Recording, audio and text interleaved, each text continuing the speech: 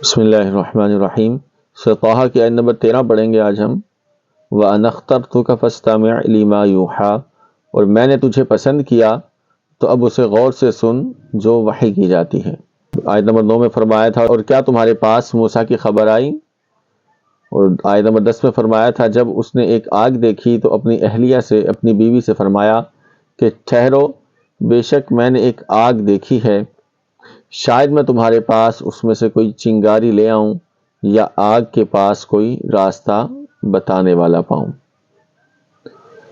تو پھر وہ جب آگ کے پاس آئے تو ندا فرمائی گئی، آواز دی گئی کہ اے موسیٰ،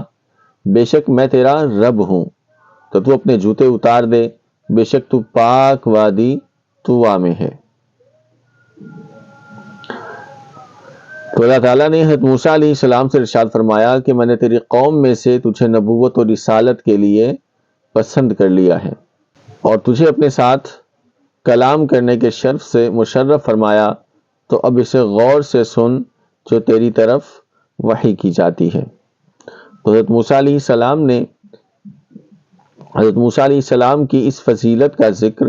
ایک اور مقام پر صراحت کے ساتھ بھی موجود ہے۔ اللہ تعالیٰ فرماتا ہے سورہ اعراف کی آیت نمبر 144 میں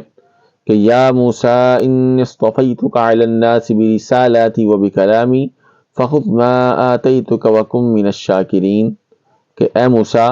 میں نے اپنی رسالتوں اور اپنے کلام کے ساتھ تجھے لوگوں پر منتخب کر لیا،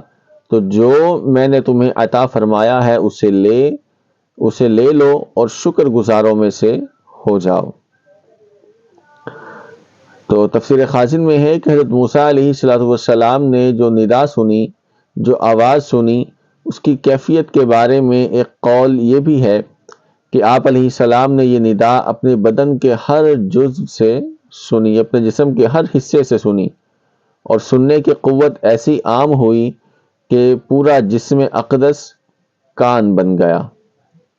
ٹھیک ہے، ہم اپنی کوئی بات سنتے ہیں، کوئی آواز سنتے ہیں تو ہم اپنے کانوں سے سنتے ہیں نا، تو جب حضرت موسیٰ علیہ السلام کو اللہ نے آواز دی تو حضرت موسیٰ علیہ السلام کے جسم کے ہر حصے نے وہ آواز سنی۔